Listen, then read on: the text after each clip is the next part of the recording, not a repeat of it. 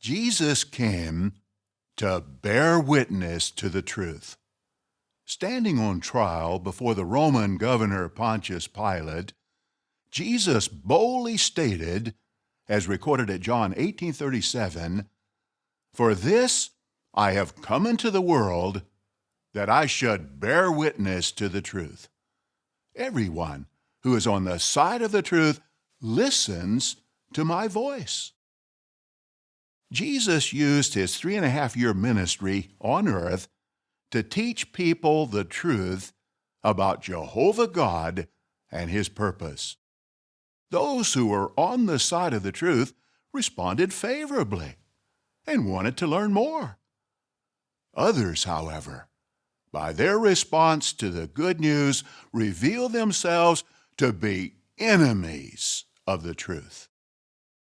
As Jesus neared the end of his earthly ministry, he bore witness to the truth during a series of dramatic confrontations in the temple. What lessons can we learn from the exciting events recorded in Matthew chapters 21 and 22? As we will see, these 2 chapters of Matthew highlight Jesus' courage, his masterful teaching ability, and his persistence in bearing thorough witness to the truth. Studying these chapters will help us to imitate Jesus' fine qualities. Let us begin with Matthew chapter 21. Verses 12 to 14 relate how Jesus threw out those selling and buying animals in the temple and overturned the tables of the money changers. These events took place on Nisan 10, 33 CE. The next day, the chief priests directly challenged Jesus' authority to disrupt their business. How would he respond? Let us start the reading at verse 23.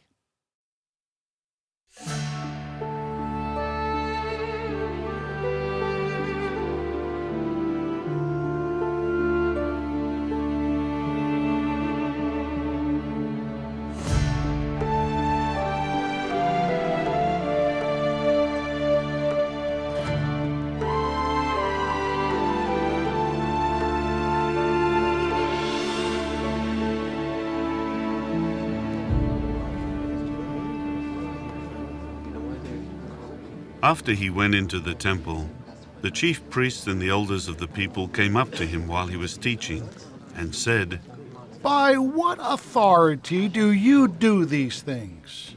"And who gave you this authority?" I will also ask you one thing. If you tell me, then I will also tell you by what authority I do these things. The baptism by John, from what source was it? From heaven or from men? If we say from heaven, he will say to us, "Why then did you not believe him?" But if we say from men, we have the crowd to fear, for they all regard John as a prophet. We do not know. We do not know. Neither am I telling you by what authority I do these things. What do you think? A man had 2 children. Going up to the first, he said, "Child, go work today in the vineyard." In answer, this one said, "I will not." But afterward he felt regret and went out. Approaching the second, he said the same. This one replied, "I will, sir," but did not go out. Which of the 2 did the will of his father? The first. Truly I say to you that the tax collectors and the prostitutes are going ahead of you into the kingdom of God. For John came to you in a way of righteousness, but you did not believe him. However, the tax collectors and the prostitutes believed him. And even when you saw this, you did not feel regret afterwards so as to believe him. Here another illustration. There was a man, a landowner, who planted a vineyard and put a fence around it, and dug a winepress in it, and erected a tower. Then he leased it to cultivators and traveled abroad. When the fruit season came around, he sent his slaves to the cultivators to collect his fruit. However, the cultivators took his slaves, and they beat one up. Another they killed. Another they stoned. Again, he sent other slaves, more than the first group. But they did the same to these. Lastly, he sent his son to them, saying, "They will respect my son." On seeing the son, the cultivators said among themselves, "This is the heir. Come, let us kill him and get his inheritance." So they took him and threw him out of the vineyard and killed him. Therefore, when the owner of the vineyard comes, what will he do to those cultivators? Because they are evil, he will bring a terrible destruction on them and will lease the vineyard to other cultivators. Who will give him the fruits when they become due. Did you never read in the Scriptures? The stone that the builders rejected. This has become the chief cornerstone. This has come from Jehovah, and it is marvelous in our eyes. This is why I say to you, the kingdom of God will be taken from you and be given to a nation producing its fruits. Also, the person falling on this stone will be shattered. As for anyone on whom it falls, it will crush him. When the chief priests and the Pharisees heard his illustrations, they knew that he was speaking about them. Although they wanted to seize him, they feared the crowds, because these regarded him as a prophet.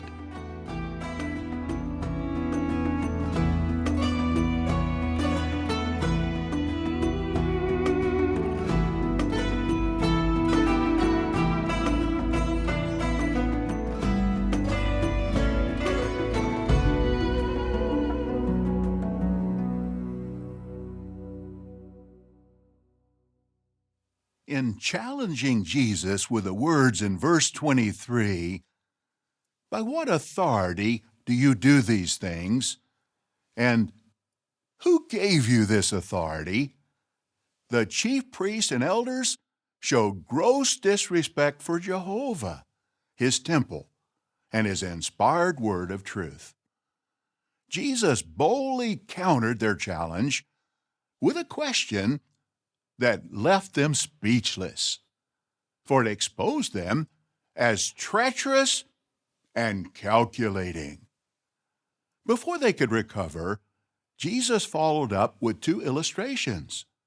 First, he compared the religious leaders to a rebellious son.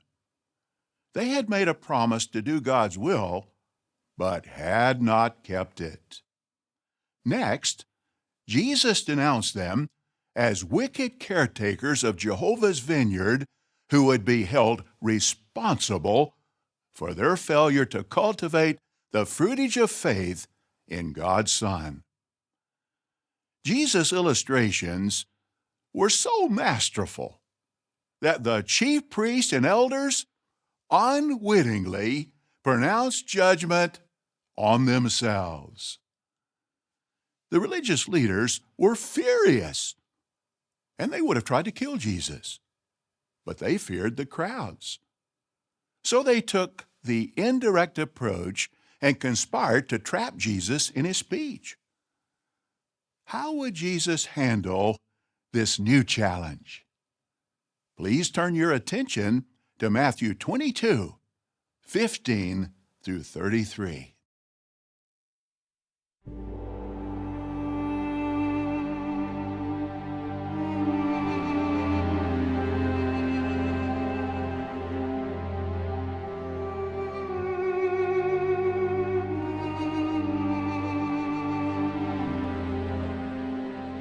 Then the Pharisees went and conspired together in order to trap him in his speech.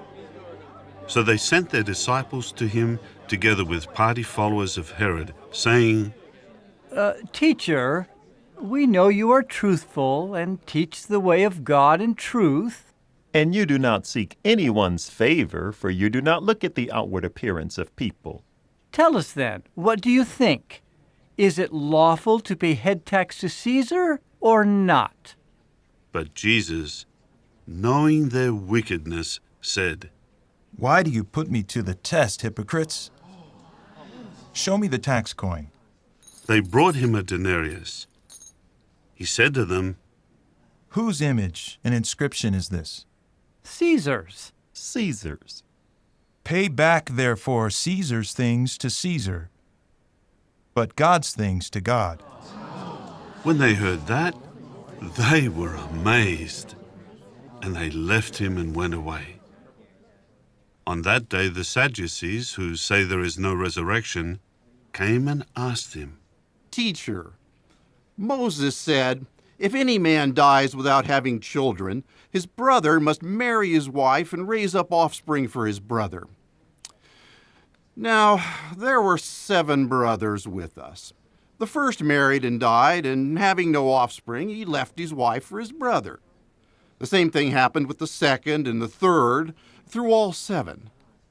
Last of all, the woman died. So, in the resurrection, of the 7, whose wife will she be? For they all had her as a wife. You are mistaken, because you know neither the Scriptures nor the power of God. For in the resurrection, neither do men marry nor are women given in marriage, but they are as angels in heaven. Regarding the resurrection of the dead, have you not read what was spoken to you by God, who said, I am the God of Abraham, and the God of Isaac, and the God of Jacob? He is the God not of the dead, but of the living. On hearing that, the crowds were astounded at his teaching.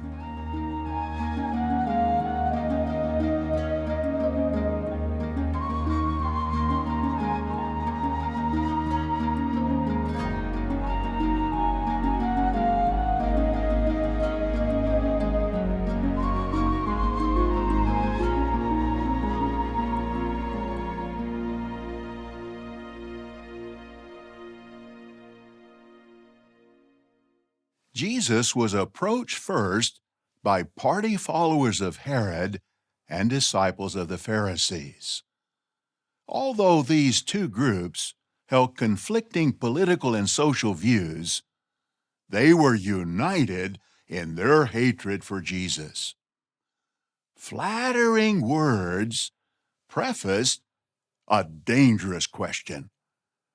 Is it lawful to pay head tax to Caesar or not? Had Jesus answered, yes, it is lawful, he could have enraged the crowd, for many would have felt that he was condoning the injustices they suffered at the hands of the Romans. On the other hand, a response such as, it is not lawful, could have sparked a revolt, resulting in Jesus' immediate arrest for sedition. Jesus did not fall into either trap. Instead, using a coin, he responded with an object lesson that amazed his questioners. Next, the Sadducees, intending to discredit Jesus, proposed a scenario that they thought would expose belief in the resurrection as foolishness. In response, Jesus used flawless reasoning to highlight scriptural evidence that the Sadducees had apparently never considered before. They professed to believe the words of Jehovah recorded in Exodus 3:6. I am the God of Abraham, the God of Isaac, and the God of Jacob. When Jehovah spoke those